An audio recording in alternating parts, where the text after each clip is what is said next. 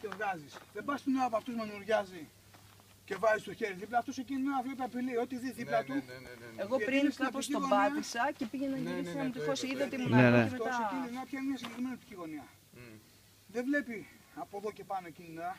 Βλέπει ότι είναι σε αυτό το επίπεδο. Για να μην σου ρίξει καμία εσένα. Ναι, οπότε αν εσύ βάλεις κοινωνικά το χέρι σε αυτό το επίπεδο, Μπορεί δεν να έχει το πολύ να μην προλάβει να σκεφτεί. Ούτε την ώρα που γριλίζει και καυγίζει, ξέρω εγώ έτσι. του μιλάς. Τη μυρωδιά σου δεν την έχει δηλαδή. Εκείνη την ώρα κόβει την κίνηση και πάει κατευθείαν για την κίνηση. Απλά δεν πας Κοίτα, ξερά. αυτό που είχε πάει να μου γυρίσει μία φορά πίσω, το έκανε μία φορά. Ναι. Και το έκανε ενώ ήξερε. Μπράβο!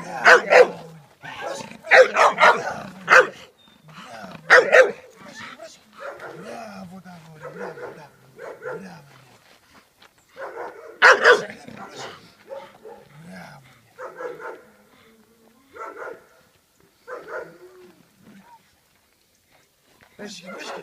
Πρόσεχε, Δεύο, πρόσεχε. Μπράβο,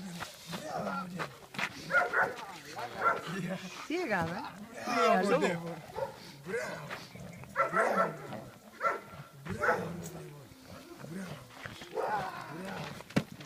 Μπράβο! Μπράβο. Κάτσε πρόσεχε, εγώ χειραψία και μετά πάμε. Εγώ την έκανα τη μαλακία, Εσύ, για να το δει και εσύ. Τι πήγε να κάνει? Πήγε να τη συμπίσει στην κοιλιά. Μαλακία μου.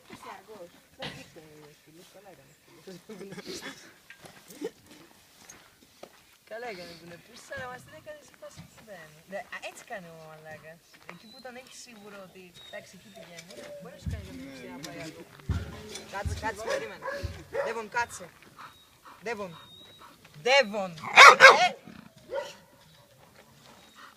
Μείνε.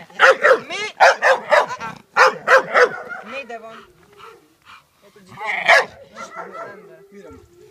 Κάτσε, μείνε. Περίμενε. Μείνε.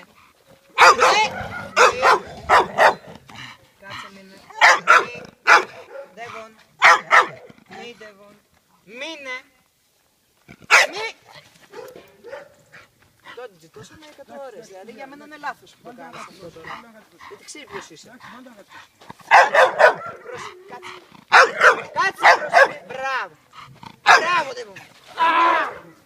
Μπράβο. Μπράβο, Ντέβον.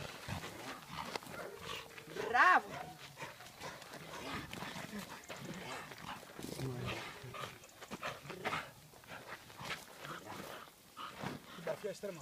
Μα σου το είπα.